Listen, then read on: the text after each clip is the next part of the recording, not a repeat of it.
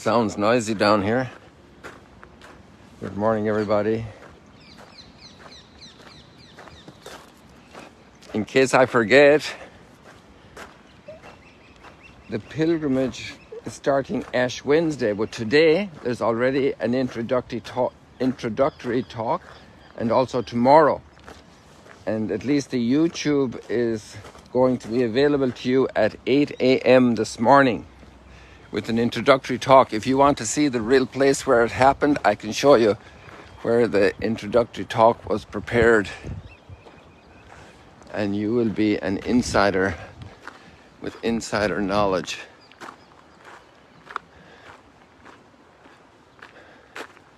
And I'm also interested in going over there because I want to see how high the water has come.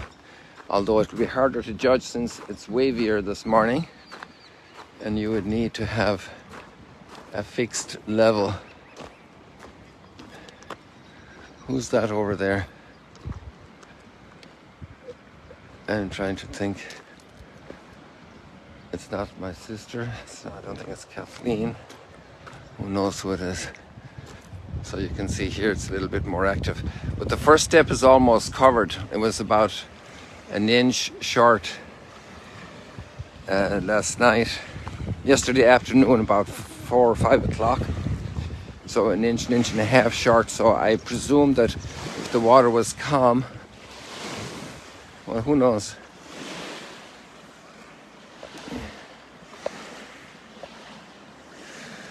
So that you have 3 steps, and that third one down there is almost covered.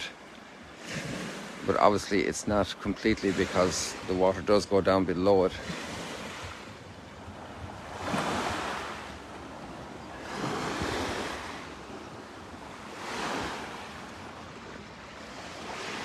So there we are. So today we have the pilgrimage starts today.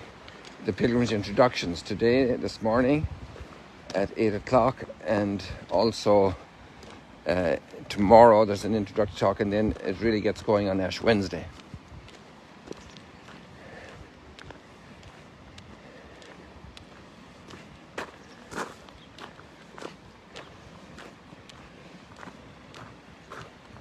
The virtual pilgrimage on prayer. Today there's a beautiful prayer. It's the Psalm, like always, in the liturgy. This great book of prayers from the scriptures, from the Hebrew scriptures.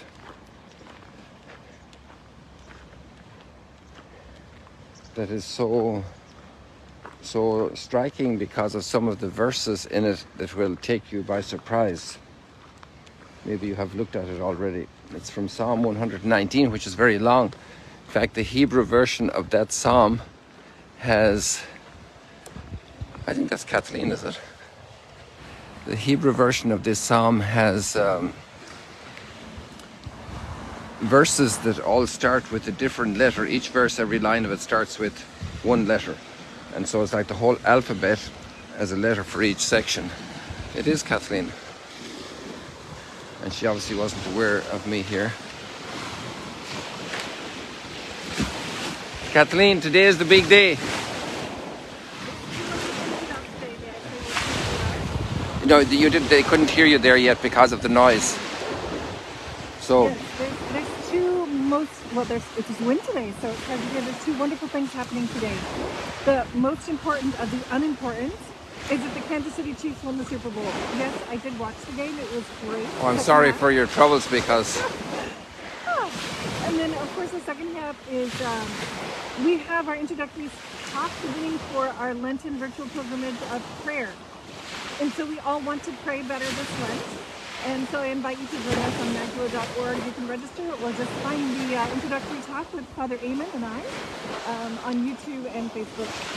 So Magdala English YouTube, and the Magdala Experience also on Instagram. So we hope you can join us. There's nothing like praying. I think that is the important thing of what's most important, which is our relationship with the Lord. So thank you, Kathleen. It was good to see you here. I didn't know who it was, first of all, and then just walking along, I realized it was you. Yes, I probably have. I've been up for 5 hours watching the Super Bowl face, but I'm very happy. When did it finish? It finished at about 6 o'clock this morning. You're kidding. At 1:30 in the morning. And I am a big fan because my niece married a guy from Kansas. She's expecting a baby due on March 25th.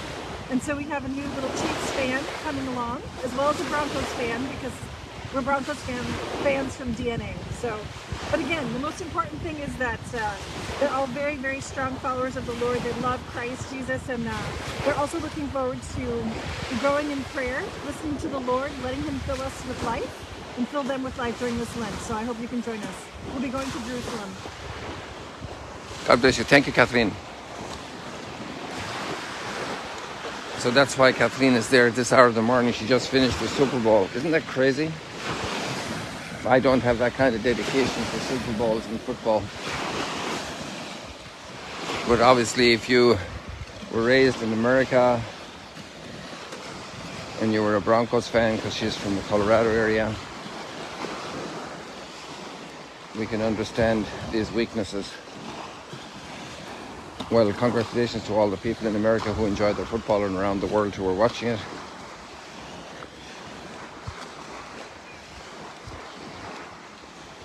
So let's get back to Psalm 119. And we're into verse around 60 something, I think, of the psalm.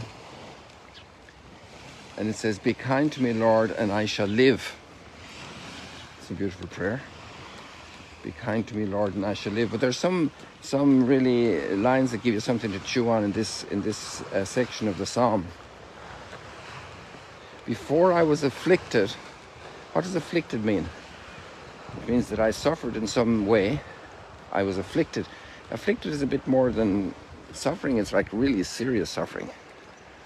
To be afflicted with a disease, with an incurable disease, to be afflicted with a broken relationship. Those things don't get fixed quickly. To be afflicted with unemployment. To be afflicted with an addiction. Afflicted is kind of, it has a kind of a feeling of permanence, doesn't it? Oh, somebody was working here. They cut all these weeds.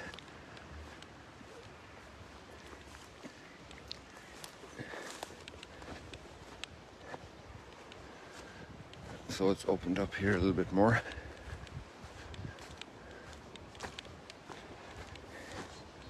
Before I was afflicted, I went astray. Huh? I went astray before I was afflicted. What's going on? So when we're living in abundance and ease and comfort and everything is hunky-dory and we're doing fine, we go astray. Look at Solomon with all his gold. We had him last week. And all his wisdom and all the respect and honor he received from heads of state from far away. Before I was afflicted, I went astray. How many times a population in abundance and prosperity often becomes decadent. And a person or a population, a community or a family that goes through hard times. I know one family in Europe, a family very high standing socially, and the mother developed cancer in her head. And that family, and she's still alive, and this had happened before I met them. So I met them in, let me see, I'll tell you exactly, probably 1990. Or maybe 91 actually. Might have been 1991. So that means her cancer was over, and she's still alive today. But she had very severe, or maybe it was like meningitis, something very severe in the head. Something very, very severe. But the family became a very prayerful family. And that family is extraordinarily blessed. 2 of the children have beautiful families and lots of grandchildren for that couple. And one brother became, there was two brothers and a sister, and one brother became a priest. But they really clung together as a family and prayed and mobilized their whole family to pray for their mother. So there was a very serious affliction that caused great concern, and that led to a great, profound development of the spiritual life, which at the end of the day is the purpose why we're here on earth, for the spiritual life. Not really to build kingdoms because they disintegrate, to build houses,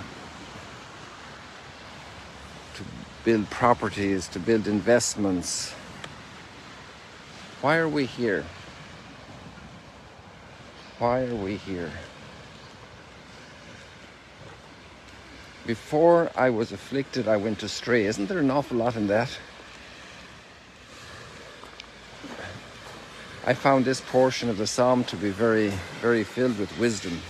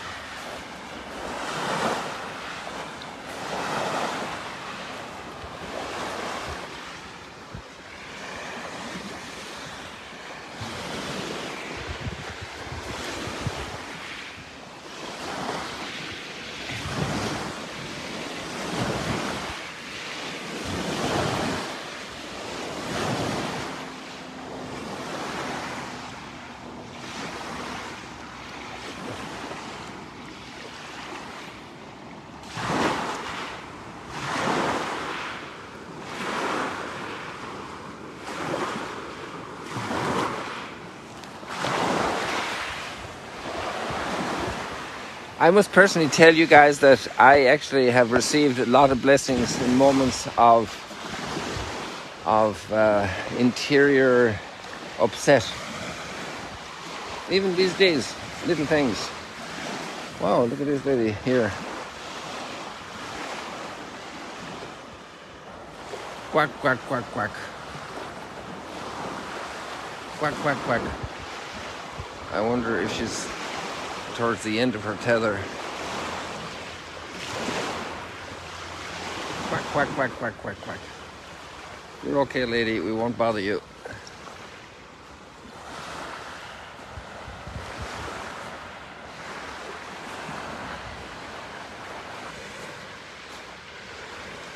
And one of the very good things to do inside your heart is to have a little prayer, you know.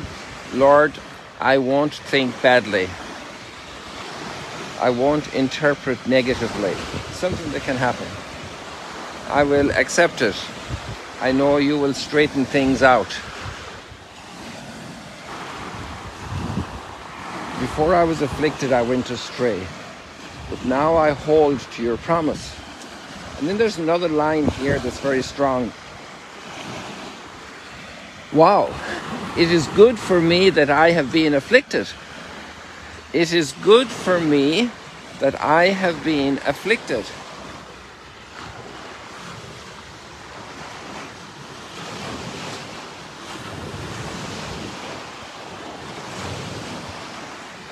How can you say that?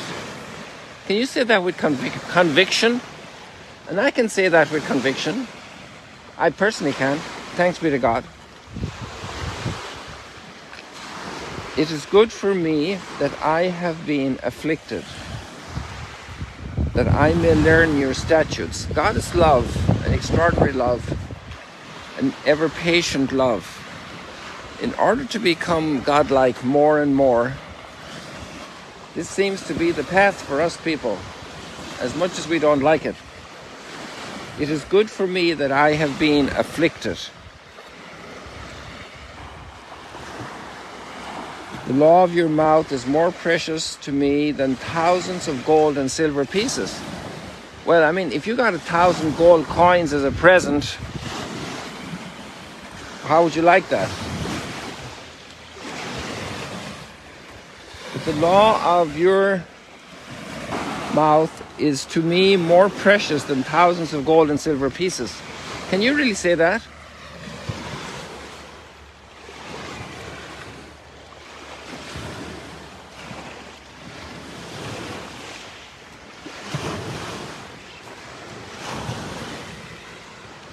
Isn't that something?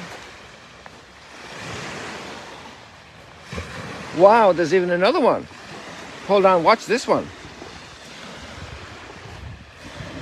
I know, Lord, that your ordinances are just, and in your faithfulness you have afflicted me.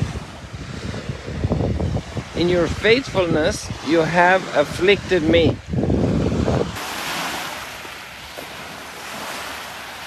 All the material gains and joys and pleasures and honors, they are fleeting. They last for a second. They're fleeting like the field, the bird, the flowers of the field. And in themselves they're blessings, but sometimes our heart goes astray with blessings. Like poor Solomon. Poor Solomon, who was the richest man on earth at that time. Poor Solomon.